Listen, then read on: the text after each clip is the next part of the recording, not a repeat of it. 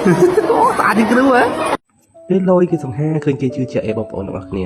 ស្ដាប់តែសម្ដីក៏ដឹងថាមានទំនុកចិត្តប៉ុណ្ណាដែលសម្រាប់សំណាងមួយហើយថ្ងៃនេះដែរអត់អីថ្លៃច្រើនទេតែគាត់ថាជ្រើសរើសរកសិស្សដែលមានសក់វែងយកទៅកាត់សក់ឲ្យហើយដោយសារតែបងប្អូនយើងភាគច្រើនចេះតែនិយាយថាបាទអត់កាត់សក់ឲ្យសិស្សសោះបាទចឹងកុំឲ្យពិបាកជ្រើសរើសក្នុងថ្នាក់វាឲ្យទៅហើយថ្ងៃនេះដែររើសបានចំនួន7នាក់ក្នុងនោះមានសំណាងដែរដែលសក់វែងបាទបងប្អូនសម្រួមតែចេញទៅកាត់សក់មកយើងនឹងតមករហូតបាទប្រាប់ថាអត់តង់កាត់ទេតែកាត់ខ្លាញ់ស្អាតកាត់ខ្លាញ់ស្អាតបាទបងប្អូនឥឡូវយកទៅកាត់ដល់មកទៅឲ្យស្អាតជាងគ្រូមើលប៉ុន្មានណាទៅតែពិតទៅសិស្សក្នុងថ្នាក់ហ្នឹងគឺមានច្រើនទៀតបងប្អូនទាំងអស់គ្នាដែលមានសក់វែងមិនតែដោយសារតែយើងយកទៅទាំងអស់កាត់ទេជាងមានតែមួយអញ្ចឹងយកទៅខ្លះសិនទៅចាំលើកក្រោយទៅចាំកាត់ទៀតទៅបងប្អូនទាំងអស់គ្នាហើយនេះមកដល់តោកកាត់សក់ឲ្យគួយតម្រៀបជួរគ្នាដើម្បីឲ្យជាងកាត់សក់ម្ដងម្នាក់ទៅមកទៅបាទហើយបន្ទាប់ពីមកតម្រៀបជួរគ្នាហើយហ្នឹងឲ្យបងប្អូនទាំងអស់គ្នាមើលហើយបាទពេលនេះគឺជាងចាប់ផ្ដើមកាត់សក់ឲ្យជាងសង្ហាទៀតណានិយាយលេងទៅណាបងប្អូនទាំងអស់គ្នាបាទនេះជាងប្រចាំរបស់ខ្ញុំទេនៅពេលខ្ញុំកាត់សក់ម្ដងគឺមកកាត់កន្លែងផ្ទាល់ហើយថ្ងៃនេះបាទមើលមុខហើយ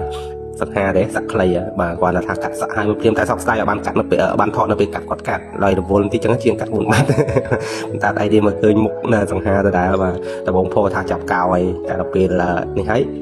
ឲ្យគាត់កាត់ឲ្យទាំងអស់គ្នាតែអ្វីដែលគួរឲ្យសោកស្ដាយណាថ្ងៃនេះគ្រូនាំមកកាត់គឺអត់បានឲ្យសិស្សកំងម៉ូតខ្លួនឯងទេគឺម៉ូតទាំងអស់គឺស្ថិតនៅលើបាទតម្រូវការរបស់គ្រូហើយគ្រូកំងមិនគឺជាងកាត់តាមគ្រូហើយដោយសារថ្ងៃនេះគ្រូនាំមក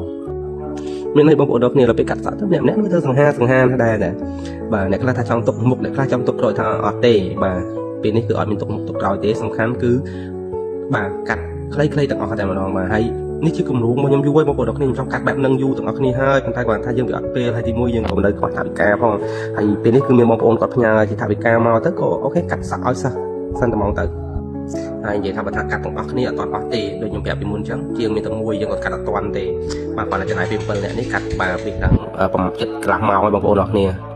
ហើយយើងឆ្លៀតសុំនាយកមកកាត់ឲ្យសិស្សពេលចេញលេងបន្តិចចឹងទៅសុំឲ្យយើង15នាទីបាទអញ្ចឹងយើងចេញលេង15នាទីថែម15នាទីទៀតដើម្បីកាត់សក់ឲ្យគាត់បង្ហាញគ្រប់គ្នាតែហ្មងហើយបន្ទាប់ពីយើងបានកាត់សក់ហើយក៏នាំមកដល់ថ្នាក់ហើយបាទនេះរូបរាងនៅពេលដែលកាត់ហើយបាទសង្ហាបងប្អូនទាំងគ្នាមកសក់តែមួយហ្មងនិយាយទៅបាទទាំងឯកដល់សំណាងហ្នឹងគឺអត់ឲ្យមានមកសក់ថ្មីផ្សេងទេហើយសិស្សសាស្ត្រផ្សេងទៀតខ្ញុំនឹងកាត់បែបហ្នឹងទាំងអស់តែម្ដងតែវាអត់ដល់ពេលកាត់ហើយក៏អត់មានពេលវេលានិងថវិកាហើយក៏អរគុណបងប្អូនទាំងអស់គ្នាដែលឧបត្ថម្ភជាថវិកាបាទនឹងសម្ភារៈអីជួយដល់សិស្សសាស្ត្រចឹងហើយជូនពរបងប្អូនទាំងអស់គ្នាជួបតែក្តីសុខសេចក្តីចម្រើនរកទទួលមានបានបាទអរគុណច្រើនជំរាបលា